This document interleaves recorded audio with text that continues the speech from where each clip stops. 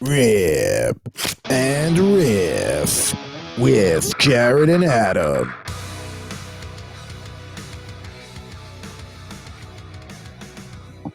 Yes, indeedy, Rip and Riff here on the Better Sports Network. Another Saturday here. It's noon East Coast time, 9 a.m. West Coast time. My buddy, Mr. Jared Moore. How are we doing today? Nice hat, by the way. I'm doing great. Yes, I am representing the great state of New Jersey with this Devil's hat. For the audience, it might be a little tough to see on camera. It's tilted at the right angle. You can see the Devil's logo in there. So that's why I'm sort of just, a little close up here in the camera. So the fine people watching this can see it. So shout out to anyone from New Jersey who happens to be watching the show. No, obviously, I can't really I could never wear Devil's apparel because it would just burn against my skin. No, As a 100%. Ranger I fan, totally but get it. that's a good looking hat right there. Thank you, my friend. I appreciate it. I mean, the Rangers have cool looking merch. I mean, well, let me ask you this real quick before we start. I don't want to go too deep down this rabbit hole. Where are you in the Rangers Statue of Liberty logo? I think it's a nice logo. The remake, I don't like as much. Like, I like the older version better, but the Rangers, that is not a good era of Rangers hockey, the original Liberty era, like that 97 to basically when Martin Brodeur basically dominated the Rangers for a decade straight amongst other teams. And so, like, that's the first thing I associate is those, like, Glenn Sather video game teams that had, like, Lindros and Bure, but they never did. They would always, like, miss the playoffs, like, in the last week.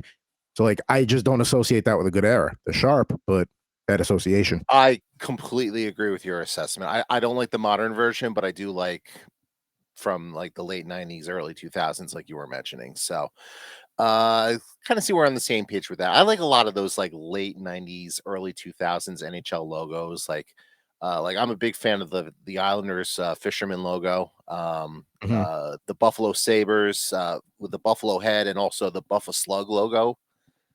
A lot of people don't like the Buffalo Slug logo, but I'm a huge fan of it. Yeah, there you go. So You that's got Dominic Koshak from the studio audience, who we'll introduce later, but it was just good timing. how about that? Say hello to the Dominator. Yeah, just a lot of really cool logos from that era that don't really seem to. I'm in the minority with this take. I think a lot of people feel like those logos haven't really stood the test of time, but I like it being those were in my formative years. Adam, how are you today? I'm doing good. Now, speaking of something withstanding the test of time, what I'm wearing today is a replica of a Topps hockey pack from 1972-73. Now, let me just pull that up on the screen here right now, and then you get to see what the pack actually looked like. So pretty damn close right there. That is pretty. Yeah, that is pretty close. How about that?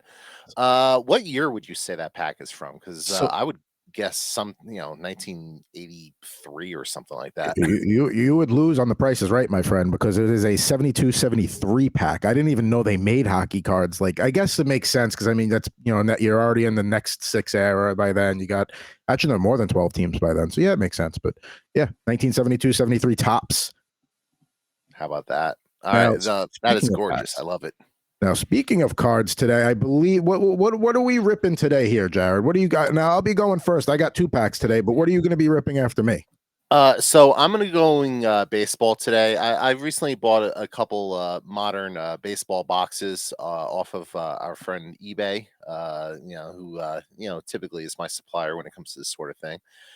So we're going to go a couple packs from the Topps Stadium Club Chrome 2022 pack with Shohei Ohtani on the cover. It says look for on-card autographs. I doubt we'll get lucky with a potential superstar there, but maybe we'll get like I don't know, Oswaldo Cabrera or something. That'd be neat as a Yankee fan, I suppose. What do you got today, my friend? I mean, you need some sort of like upbeat thing to happen this season. I'm going to be in the two spot today. I got 2 packs to open, so we'll see what's going to go first. But I got a Skybox inaugural edition 15 NBA cards. This, I believe, is this is a 1990 set. So they had a Series 1 and a Series 2. That's Series 1. And then we talked about Topps hockey at the beginning of the show. This will be O-Pee-Chee Hockey. It'll be 21, 22 there. It says on the front, look for base set retro variation cards. So we'll see if we get one of those. I could attempt to read that in French, but I will not. So O-Pee-Chee's like the brand, right? I see that with the hockey cards, but I'm guessing that's just something that's just strictly like Canadian based, or It's oh, it's more of a Canadian. They've been around a long time, but they're more of like the if Upper Deck is like one of the top ones, they're like the second tier kind of companies. O-Pee-Chee. Like at the beginning, they were one of the top tiers because they were one of the first. But as years have gone on, they're still a good card, but they're not as highly coveted as like a Panini Prism or like something like of that level. got it. Yes. And it's funny you mentioned Skybox because during my perusing this past week, I happened to come across a pack of.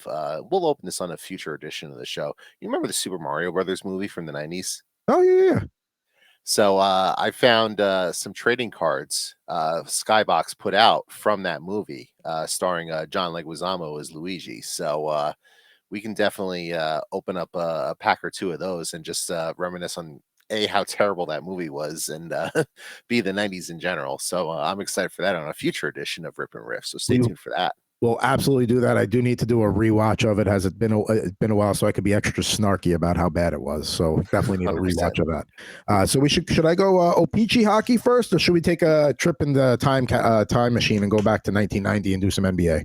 Let's do NBA. We haven't done a lot of basketball on the show in general, so this is a good excuse to, lead with the NBA, and especially with basketball season right around the corner. Yeah, we have. You're right. We've kind of been neglectful of NBA, so we're gonna start the show with that here. And yeah, if it'll open, of course it does this when you're on camera. But if you're off camera, it would have opened like real This will easy. this will be the shortest edition of Rip and Riff yet, but we can't open the pack. Can't even do the one thing we're talking about. That's in the show title. All right, there's the pack. All right. So let's see here. So first we'll go back to front, and I've never heard of this guy in my life, but it's a very interesting name. Uwe Blob. Uwe Blob is a fantastic name. I'm guessing with a name like that, you remember Uwe Krupp, who played in the NHL, but I forget what nationality he was. I want to say Finnish, maybe, but I want to say Finnish too. He scored the triple overtime series sweeping Stanley Cup clinching goal in '95 against the Panthers as a member of the Avalanche. 96. Sorry. yeah, but that is a fantastic name right there. Uwe, how do you spell last name? Blub, B-L-U-B. B-L-A-B, Uwe Blab. Blab. So we're gonna go next. Oh, he's German. Oh, there, that makes sense. 7'1", 255. So back in the early '90s, if you were that big and you could play a little bit of basketball, you were gonna get a shot. 100%. And I mean, yeah, he had a nice little career. He played for 7 years in the NBA, so it's not easy to play professional sports at any level. So to stick around in the league for 5-6 years is an accomplishment in and of itself. So I'm just cheating and kind of flipping through this pack. This is not going to be a great pack. Let's just let's just go. No. Let's just go through it here. So we got Derek Smith from the Sixers. He was a forward. I gotta say, when you look at the Skybox card, just like the look of the card in general, that like bronzish gold border with like the color inlaid backgrounds. It's like for like 1990. This screams like late 80s, early 90s look right here. Especially, and it almost looks like the ball kind of has like a little like streak effect to it. It does. This is you said what year was this? 1993. 1990. 1990. So this is a few years prior to like when NBA Jam was a thing, and obviously like the ball being on fire and that sort of thing. But these cards still have a nice little futuristic aesthetic vibe to it, which I dig. Me too. Now we finally pulled somebody, Scott Skiles, who was a point guard with the Magic, and then when coached in the NBA for many years there. Of his era, was a solid point guard, like definitely a starter, definitely a good player. Scott Skiles is a solid pull right there. Yeah. Going to put that one off to the side since that's the leader in the clubhouse right now. We got Jack Haley with the old Nets jerseys there. Look at those old Nets logos. That's I don't think I've seen that color scheme for the Nets before. Like obviously I've seen that logo for the Nets, but that's not the uniform I associate with. I was right before they switched to. If you look over my shoulder, not that you can make it out, you can kind of see that Pearl Jam poster that has Mookie Blaylock and like the Nets, and it's like focusing a little bit now. That's like the look that like I associate. This was right before that though. Jack Haley, solid player in the '80s and early '90s. Let's see what else we got here. We got an old Washington Bullet, Liddell Eccles. That one is like that almost. Let me see if I could get it up on the camera a little bit. It almost looks like painted instead of like a photograph. It's tough. It's not picking it up right, but there we No, go. it's not, and it's interesting how he's sharing the highlight of his card with one of the players from the Lakers. I can't really tell who that is, but I can't tell either, but yeah. So let's keep moving here. Infamous New York Knick Trent Tucker. Some fireworks in the background. I'm sorry, folks. This is not a great way to get your Saturday going here. I thought I was going to have like a great. Okay, all right. We have a former Sirius XM colleague of ours, and then they'll come out of the deck and kind of like the Carl Banks of like NBA radio for a while. Rick Mahorn. see, there you go. Rick Mahorn, one of the bad boys from the Pistons. That's exactly what we're kind of looking for from this era. And like Rick Mahorn was cool because like he was one of those, like obviously he was part of the bad boys. Like I'm not going to say intimidating, but he's bordering on intimidating, just his presence and his reputation. And like the first time like I had to do something for him or get him a studio, like he kind of like was very stern with me. And I was like, oh shit, like Rick Mahorn. And then he called me back like a minute later. He's like, nah, I'm just busting your chops. He's like, you get the studio, you get the studio. You don't. That's fine. And he was like, always cool with that. Like at first I was like, damn, like, all right, That's cool. funny. Yeah, he was a cool dude. Oh, all right. Now, we've got a poll. We've finally got a poll here. There we go. Here we Reggie go. Miller. Hall of Famer, Reggie Miller, one of the all-time greats, one of the all-time great MSG villains, of course. What was it, 8 points in the last however many seconds of that playoff game? 8 points in like 9 seconds. Doing like this with Spike Lee, just talking smack. All right, so that's a great pull right there. So since we've gotten that one, let's talk MSG villains for a second. Jim Dolan. Well, number one with a bullet on the MSG villains list. But if we were going to do like a power rankings top 5 of like MSG villains, how would you go? Because Well, I think I would. we got to limit it to our era because I'm sure there are guys from like our dad or uncle's era that would be like we're gonna leave off. So we'll keep it to like guys from our era. Mike Milbury should be up there for going into the fans and beating a fan with a shoe. So, Yes, but that's before our era. No, but I think that could make the list. I mean, if you want to go hockey in a modern version, you could go Jack Hughes because he's slowly like becoming an MSG villain in that respect. And obviously, he went number 1 in that draft. The Rangers had the number 2 pick. They took Capo Caco. But I think when I think MSG villains, you got to think NBA. You got to think basketball. And Michael Jordan, Reggie Miller, Trae Young would be the modern guy. I mean, how cool was it? Like Trae Young, he's obviously talking all that smack with the Knicks. The Knicks fans are giving it to him, and then he shows up on WWE SmackDown in Madison Square Garden and is just playing the heel, and you truly love to see it. Yeah, I mean, Jordan, just because he saved some of his best performances for the Garden. So him and of course Reggie Miller for sure for the reasons we talked about. Yeah, Trae Young. We said Mike Milbury from a hockey stand. Yes, Jack Hughes, absolutely. That was one thing about that series that like even when in the first 2 games where the Devils didn't play well, Jack Hughes was still skating wherever the heck he wanted, and it's not like, oh, just put your shoulder into him and hit him. Good luck trying to hit that moving target. Like I'm as a hockey fan, I'm excited to watch him. I just wish he wasn't like 15 miles west of my hockey team. That's all. I completely understand that. So I don't mean to keep digging into a sore subject with that. So we can move on to the next card. Eric Lindros, unless you have anybody else. Eric Lindros in the mid 90s because he like Mark Messier was at the beginning of the end of his career, and like that, and Eric Lindros is the one who made that apparent. Like he just. Yeah, there was not an athlete. You don't use the word hate as an adult, but when you're like a 13-year-old kid, I hated Eric Lindros so much. Yeah, I could understand that. Now let's get back to the hoops here with the 1990 Skybox inaugural edition cards. Mark McNamara, Laker card there. Good looking card, kind of a nobody. All right, now we got a good one. This is going to be a fun one just because of the way he looked when he played. Kurt Rambis with those beautiful black glasses there. Look at that. That is a fantastic card right there with those glasses, the mustache, the old Suns jerseys, the short shorts. Yeah, the Suns jersey, which I don't really associate Kurt Rambis with the Phoenix Suns. So, no, he's a Laker, but yes, but so it's certainly an interesting card, and that's a fantastic photo on the back of the card as well. Looks like he's looking for a rebound in the layup line before the game. He's got I love that font for Phoenix. They need to go back to that. Like I know like NBA jerseys are so like different now, but I love that Phoenix font. That's cool. Yeah, Uh, that's a good look. I like that. I think the look on the back of the card that might have been like national anthem or like right before the national anthem. He's like looking up, so that would be my guess for when that was actually taken. that's actually a better guess than mine. We'll go with that. That's a mid anthem card. Which why are you taking photos during the anthem, photographer? Anyway, Yeah, uh, I don't know. I don't know the photography. I almost said yeah, Bob. I look. You know what? We're going to assume his name was Bob. We'll call him Bob.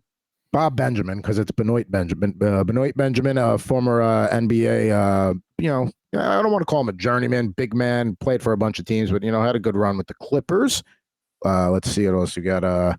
Kevin Gamble, kind of remember him. Shout out Eric Fenton if you're watching. You could probably tell me about 3 things about this guy right off the top of your head. But yeah, there we go. And then we got back-to-back Cavaliers here. We're going to start with Wayne Rollins. Now, I love that logo, love that jersey.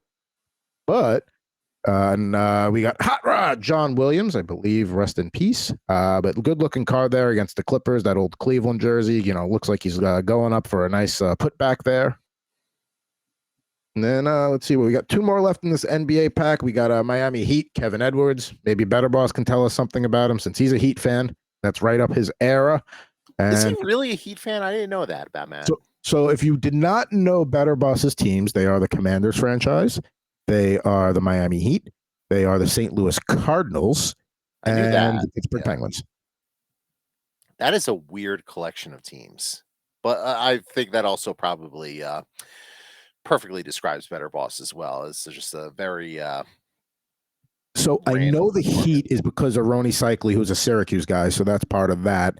And then the Penguins, I believe, if I remember correctly, it's because that was right around the era he got into hockey. It was the Lemieux Yager era. So there you go. And yeah, so I don't know about the Cardinals though. And the Commanders, they were good in the '80s, so I could see team people rooting for them, from other areas. And then we got Ricky Pierce to close out the pack with the old Bucks logo. He was a good player, Ricky Pierce. He was a good player, but I think you said this best. You're doing a lot of heavy lifting right now with this pack. That was basically Reggie Miller, Rick Mahorn, and a whole bunch of dudes that I either barely remember or never heard of. Scott Skiles. I don't want to disrespect the great Scott Skiles. Rick Mahorn. And the Reggie Miller is a pull, though. That's a pull. Oh, that went right into the little penny sleeve, too. Well, luckily, I had one right here. Actually, no, I do have I have the whole back right here. So, okay. So if more come out in this next pack that we open, I'll be ready to rock. So we're finished up with the Skybox inaugural edition. Now we're going to jump into 2021-22, talk a little hockey, a little O-Pee-Chee here. Get this guy cracked open. Yeah. Featuring the newly signed Austin Matthews, who just agreed to a new contract with the Toronto Maple Leafs a few weeks ago. That's right. So I'm not going to say that, it's easy to think, they're going to regret the back end of that. But if no Cubs come into Toronto into that window, I don't know if they'll ever get one. They're going to become the Cubs. I don't think they're going to regret the back end of the contract just because he's doing things differently. Like he's got kind of approaching this like how LeBron has in the NBA, where he's signing short-term deals and not really maxing out on the term. And like the fact it's only 4 years and like he's going to hit free agency again when he's 29, 30 years old. We'll see what the salary cap is by then, but by then he might just make 16 million a year over 16 times 8 over through his age 38 season at that point. So he's done a good job in terms of maximizing his career earnings. Who would you bet on to win a cup first, Matthews or McDavid? That's tough. a good question. Yeah, it's tough because I don't feel like either franchise is run all that great. I don't really trust Brad Treliving to turn the Leafs to take the Leafs and get them to the next level, and I wouldn't trust Ken Holland to go to the corner store and pick up some bread, let alone build a championship hockey roster in 2023. So very difficult. I think I would probably lean Edmonton just because Matthews is the best player, and because McDavid's the best player, but it's a really tough call. Ken, I asked for rye. You got me wheat. Like, you couldn't be more wrong. Back to the store, Ken. Get me the right bread. Ken, nobody asked for pumpernickel bread. Jeez, I mean, it's one aisle. Can you figure it out anyway? So I would say Edmonton, just because I feel like not that there's an easier path in the East or the West, but I feel like There is that as well. It is an it's a easier path little in the easier in West. the West. It's not to say easier, but it's a little more wide open year to year, where that East is really a gauntlet. Like, but we'll see how the landscape changes this year. Now, I opened up the pack. So we're going to start off with a Lars Eller Washington Capitals card there. Good looking card. Good player, solid like third, fourth line center. I think he's the type of player. I forget what team he signed with in free He's with the agency. Penguins now. That's So right. Yeah, he is with the Penguins, and I think the Penguins are going to have a little bit of a. I hate this term, but I'm just going to use it. Dead cat bounce. In that, obviously they missed the playoffs last year, but they made a lot of moves. We just talked about the Maple Leafs. They brought in Kyle Dubas. Kyle Dubas is very well known for shaking up the bottom of the roster and trying to find the right fit. And I don't know necessarily that he's going to be able to milk another championship out of that Crosby, Malkin, Letang core, but he's certainly going to do whatever he has to try to do it. Now they'll make. I think they'll probably make the playoffs, but I don't really see them as championship contenders anymore. I got to disagree. I think for sure they make the playoffs, and I don't think it hurts to put a little money on Penguins winning the East, Penguins winning the Cup. I think if they stay healthy, the way they are currently constructed, they are built to both withstand the rigors of an 82 game season and the playoffs. And I know you could say about a lot of teams, but they're clearly building the team in a way to make that one last hurrah for the Crosby, Malkin, Letang, trio. Like, and if it's going to happen, obviously they go and get Carlson. If it's going to happen, it's going to be this year or next year. It's a short, I don't know if the It's a window. very small window, but So I think they're going to go this trade deadline. They're going to go all like, I think they're really just going to, all right, we're going to do what we can to try and maximize this. And yeah, things might get real bad in Pittsburgh in about 6-7 years, but might be worth but by it. then it'll be somebody else's problem. No, I totally get that. I guess my pushback on that is you're banking a lot on a very old roster. You're right. Crosby's 35 or whatever. Malkin, Letang, even Carlson's not a spring chicken anymore either. He's in his 30s, so you're asking a lot. Tristan Jarry is never healthy. They don't really have a backup option in net, and they obviously lacked the depth last year to sort of withstand goaltending injuries and on the back line as well. So, I mean, I think they'll make the playoffs. It's becoming a younger man's game now, and I don't think they're going to be able to keep up with like Carolina, New Jersey, any team that can skate. I don't think they're going to be able to keep up with. Don't get me wrong. Listen, Carolina's still a better team. New Jersey's still a better team. The Rangers in the Penguins, you could probably make an argument they're close, but I would probably still lean Rangers. It's just I would lean Rangers because of the goalie, because of the Shesterkin. But when you get like these mixes together, and we can see it fail the way we saw with those Glenn Sather video game teams. But like, I don't know. I just feel like when you get those guys in the room, there's going to be a certain magic. There's going to be a certain. I don't know. I'm bullish on the Penguins this year, and the Kings in the West a little bit too. Not to maybe win the cup, but maybe whatever the win total is, bet the over. Or the point total, bet the over. But plenty of talk on Better Hockey Now that comes out on Fridays. Had another episode come out yesterday, so be sure to check that out over on the YouTube pages, over on BSN or Fantasy Alarm, where we are. We got Darcy Kemper right here in the old Coyotes jersey, the old Kachina Coyotes jersey. Sharp pads there to match the jersey. Very sharp pads. Good player. Obviously, a couple teams ago now at this point, he won the championship with the Stanley Cup with the Colorado, and now he's on the Washington Capitals. Had a solid year last year. I think he's a good player. I think he's gonna probably be okay over the life of that contract. Goaltending is so tough to predict year to year, especially when you don't have an elite guy. And he's not elite, but he's certainly solid. He's, I would say, a top 15 goalie for sure. He's a starting goalie in the NHL. He is no worse than a 1A for most teams. Outside of the Shesterkin, Sorokins, Vasilevskis of the world. Michael Bunting, who now I believe is with Carolina after a stint with Toronto, and fellow number 58, can't go wrong with that. So we had the Kachina Coyotes jersey, and then we had the old look there, the Desert Dog look. So that's got himself a nice little payday thanks to his buddies in Toronto, including Austin Matthews. So Look, you know me, and I think you're the same way. We never hate on anyone for securing the bag. He got the bag, so good for him. Yeah, exactly. I mean, listen, I'm sure he's going to send them a nice gift in return with this contract. Like, hey, thanks for helping me get this. Here's a little watch for you. Here's a little Rolex or a tag or whatever.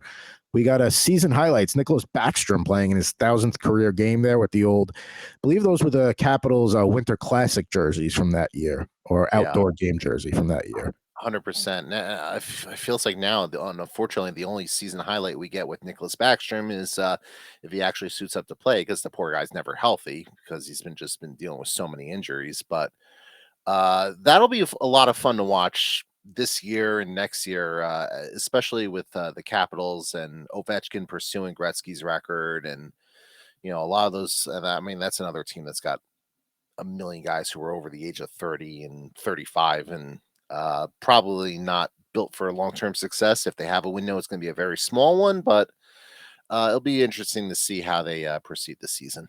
See, unlike the Penguins, where I think they're getting like the right mix in the room, I think Washington's kind of going the other way. Now, Ted Leonsis has said, like, as long as Ovechkin's here, we're never going to rebuild. We're never going to, gut the team. But, I mean, there's only so much you can do as the core gets older and older. So, I don't think Washington's a playoff team this year. It's a shame for Backstrom because he was like the model of health for a very long time. Didn't really miss a lot of games. And now, like the last couple of years, it's like, Yeah. when they do retire Ovechkin's number, I think Backstrom should go up the same season. Ovechkin has to go up first, but I think you got to retire Backstrom's number, because I mean, it was Ovi and Backstrom for the longest time. That was the core of that team, and Carlson. But Yeah, 100%. Yeah, all those guys. Maybe include Braden Holtby as a little bit as well, since he was on that Yeah. championship team, but he had a shorter career than those guys as well. So shorter career, but one of the most iconic saves in a timely fashion, the Stanley Cup. We got Jeremy Lauzon from the Bruins. It's kind of got that throwback retro look, the O-Pee-Chee there, the kind of with the modern throwback look. I like that card. Yeah, that's a very nice card. All right, we got a few more before we move on to Jared's Tops Baseball here. We got Philip Hronek, who's going to get a fresh start with the Vancouver Canucks. I think he could still be a solid fantasy defenseman. Not a top guy, but somebody that's going to be rostered as like a D3 or a D4 kind of guy. Yeah, I completely agree. And, it's going to be interesting to see how Vancouver does this year. That's another one of those teams, they never want to rebuild. They're always like trying to go for it, and they're always trying to sort of patch things over with like the Philip Hroneks of the world. And I don't think it's going to work out for Vancouver. No, I mean, Horvat's gone. He's with the Islanders now. I mean, I think they're a middle of the pack team in the Pacific. Maybe they, if things go right, they get hot a few times. Maybe they can sniff a wild card. But I mean, that division, it's pretty much established that Vegas, Edmonton, and LA are going to be your top three. And then we'll see how Calgary bounces back. Yeah, that's one of those teams. They won a playoff series in the bubble, and they're like, all right, we're legit contenders, and they've been chasing that moment ever since, and they haven't really been close to that. And I don't think they want to necessarily acknowledge that what they did in the bubble was probably a fluke and not sustainable. Correct. Two more cards to go here. One is Mr. Former Devil Pavel Zacha, who's now with the Bruins. Good luck to the Bruins if he's going to be the number one center this year. That's all I'm going to say on that. Yeah, he's gonna. It's amazing when you have Krejci and Bergeron in front of you. The matchups you're going to get now that you don't have him in front of you anymore on the center depth chart. Right, Bergeron, notoriously fantastic two-way center, one of the all-time great defensive centers, and now you go to Pavel Zacha, who's a big guy who doesn't really use his size or back check. So, again, good luck with all that. And to close the pack, Mr. Duncan Keith, one of the better mobile defensemen in the game's history, and a huge part of that Blackhawks dynasty. Huge part of the dynasty. He's probably going to get into the Hall of Fame when he comes up in a year or two. And yeah, one of the all-time greats. And he was sensational in their last championship run in 2015 when he was basically playing like 35 minutes a night. Yeah, 35 Which minutes. is only a slight exaggeration. Only a slight, basically whatever minutes like a second pairing defenseman will play in the regular season, double that. And that's what Keith was logging in the playoffs pretty much every night. Yeah, and he never showed a sign of fatigue. He was never exposed. No, 100%. Yeah, he was absolutely fantastic in that run. So very solid hockey pack. Not so solid basketball pack, but overall, not too shabby. Not too shabby. It's all right. I mean, Reggie Miller was probably the highlight of the group. So there you go. Now we get to some baseball with Mr. Jared Moore. let's do a little baseball. So I'm obviously cheating a little bit with the razor blade, but we're gonna rip this pack open and we're Cheater. gonna see what we got here. You know what? It whatever. I don't care. Judge me for cheating. I don't really give a crap. How about let's start with an all-time great Simpsons cameo guest, Mr. Wade Boggs. Was he Pitt the Elder, or was that Barney that was on the side of Pitt the Barney was Elder? Pitt the Elder, and he was no. Yeah, Boggs was Pitt the Elder, and Barney was Lord Palmerston. Yeah, there we go. Lord Palmerston. Yeah, that's it, Uh, Boggs. You asked for it. Wade Boggs also a cameo on Futurama as well. He was one of the floating heads in a jar, and someone I don't know drank the water out of it. It's like Boggs goes down smooth or something. I forget what the exact line was. Also, But It's Always Sunny in Philadelphia reference Boggs when they found out that like he drank some like insane amount of beer on a cross country flight, so they tried to beat the record, and they were keeping track by wearing a white undershirt with a Sharpie every time they drank a beer. It's a good episode. all right. So a player who is currently on the Chicago White Sox as we're recording this, but was recently placed on waivers and will probably be pitching someone else somewhere else when this episode comes out. Mike Clevenger from your San Diego Padres. There you go. Love the gloss there. That Yeah, is a nice looking card. Mid wind up. nice glossy finish. I like that. I also like this next card as well. A nice little refractor card. All-star from the Cleveland Guardians, Mr. Jose Ramirez. So I have one home baseball league that's been going on for like 17 years, 5-man keeper. And Jose Ramirez has been the cornerstone of that team for like the past 6-7 years for me. And all he does is just deliver every year. Yeah, he rocks, and also knock the crap out of Tim Anderson as well. That too. He's nice, punch there by him. Good job. I like this one. It kind of dives into the meme, and you'll see it when you see the card here from your Colorado Rockies, Mr. Ryan McMahon with Oh yeah, those the sort of glasses. deal with it glasses. He's a solid player for them. Yeah, solid player. I'm trying to see who this is in the background. You see someone in the background with like a goofy like smile on his face, but it's blurred Yeah, out. yeah. Yeah, it kind of looks like Nick Swisher a little bit, but obviously it's not him because he's long since been retired. But yeah, See, that's one thing the Yankees roster is lacking is like guys like that. Like, fine, like I know he was like super hot and cold, but I mean, he was a likable guy in the locker room. He got everybody going. He was a guy that like when he showed up to the clubhouse for the day, I was like, hey, Nick's here. Like, the vibe changed. They don't got anybody like that. no, their vibes per 60 right now are 0. So Yeah. kind of is what it is. From the Arizona Diamondbacks, Mr. Emmanuel Rivera. Ooh, okay, nice one. I do prefer the purple Diamondback look over the dark red. We'll call it. This contract has been a disaster so far for the Detroit Tigers. Mr. Javier Baez. Okay, indeed it has. No good baseball in Detroit for a while. No, unfortunately, and it's kind of a shame, especially with this being Miguel Cabrera's final season. So His farewell tour. and last but not least, a Hall of Famer, rest in peace, the one and only Kirby Puckett. There you go, Mr. Kirby Puckett. Big performance Celebrating in the when the 91 Twins World won that Series. World Series. Yep. I actually remember that was one of the first. That was like the third World Series I remember watching, and that was a good series. The Braves Twins in '91. It always bugged me that Kirby Puckett got the benefit of the doubt for getting in the Hall of Fame for having a short, like injury shortened career, and Don Mattingly never got the same benefit of the doubt. Agreed. All right, so that's one pack out of these. We get there's 4 packs in the box, 7 cards per pack. So yeah, certainly a nice little pack there to start us off. Let me open up this other one. And we are going to start with one of the best pitchers in the National League, Corbin Burns from the Milwaukee Brewers. Look at that There you lettuce go. right there. Look at that flow. Yeah, that's strong hair right there. That needs some high quality shampoo. He's not buying his shampoo at Rite Aid.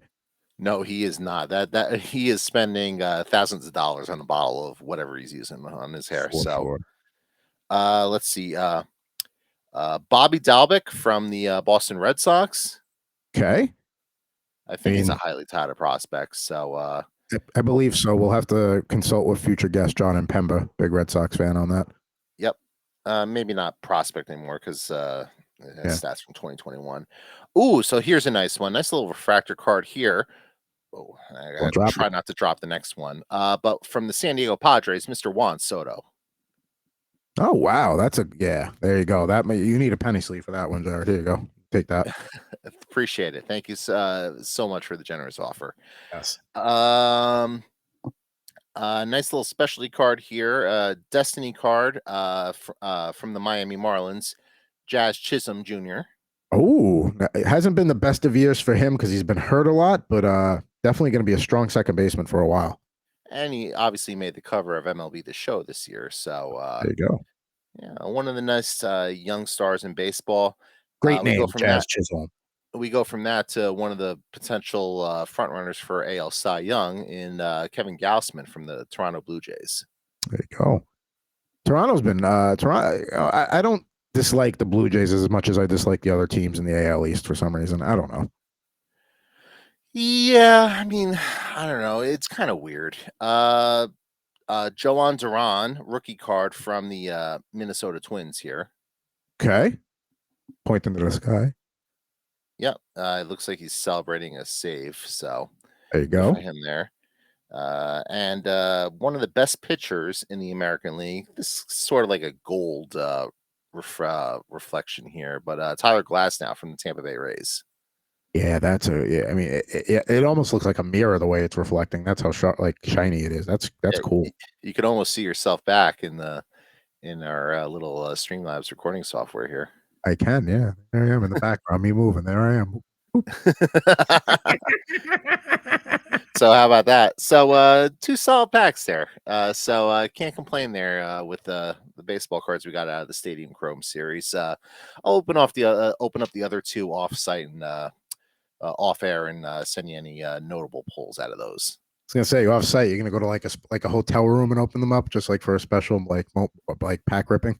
Yeah, what I'll do is I'll bring it tomorrow when I go drive up to Monticello to play poker, and I'll be like, yeah, I'm just gonna open this pack of cards in between poker hands. There you go. Yeah, hey, guys, we need like a 2-minute break here. How about a different kind of card? Okay. Yeah, 100%. Yes. Now it's we've reached the end of the pack ripping portion of Rip N Riff here on the Better Sports Network and Fantasy Alarm. It's time to open up a starting lineup. So we're back to the usual rules this week: 1 basketball, 1 football, 1 hockey, and 1 baseball to choose from. Let's take a look at the box here and give Jared a little bit of a bio on each one and see which one he picks. The hockey one is one of the game's all-time great defensemen. The baseball one is a Hall of Fame pitcher that was with the Yankees at one point, but you would associate him with one of 2 other teams probably. The football one is a Hall of Fame wide receiver that I once met. And continuing with the basketball, it seems like every week I'm trying to get a big man opened up, and we got another legendary big man there. So you're allowed to ask 1 question before you decide what's it going to be. Just 1 question. 1 question. Is the baseball player Mike Messina?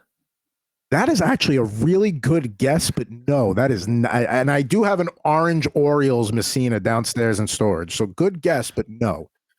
Okay, so I'm not going to open up the baseball one. I have guesses too for who some of the other starting lineups are. Just off the descriptions, like I would have guessed the hockey players like Chris Chelios or something, which I may or may not be right on. Basketball, you said another big man. Yeah.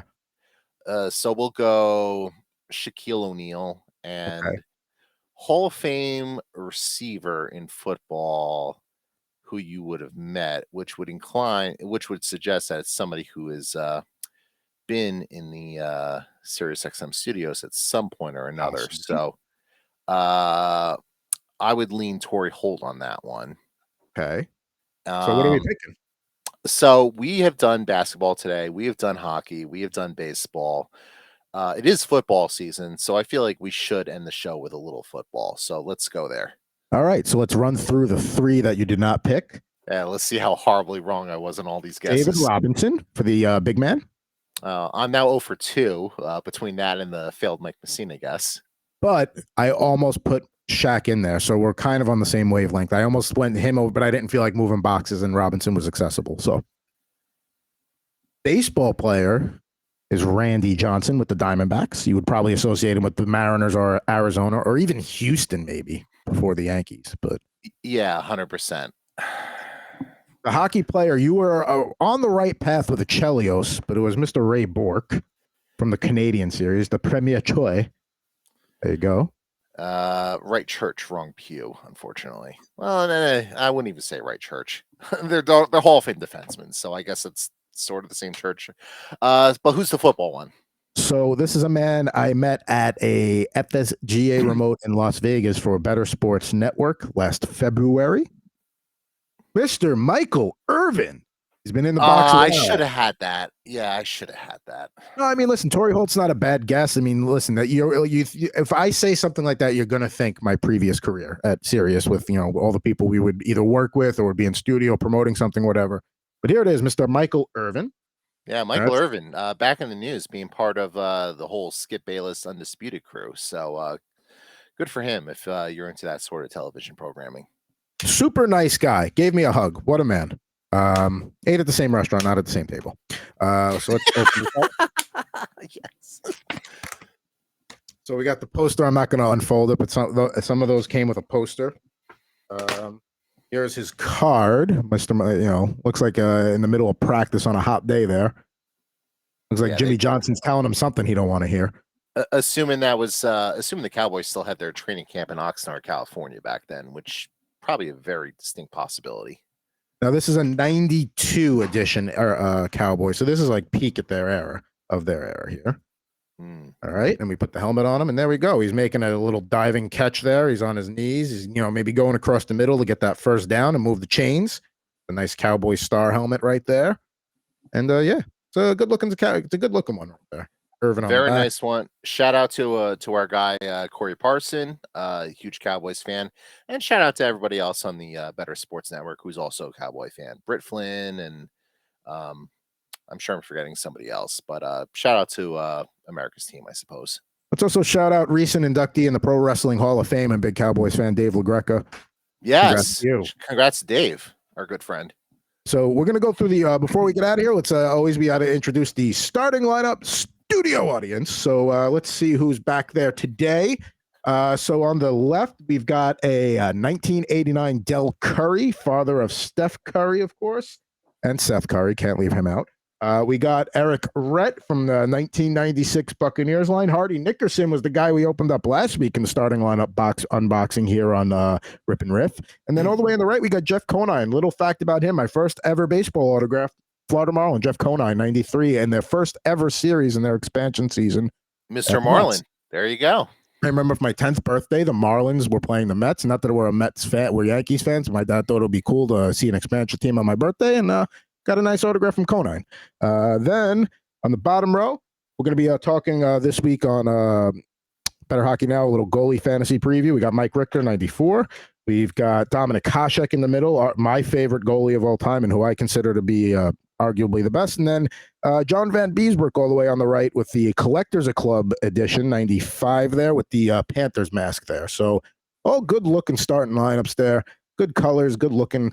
And always proud to have them in the audience and happy to have them in the audience. And Michael Irvin will be there next week. So good for him.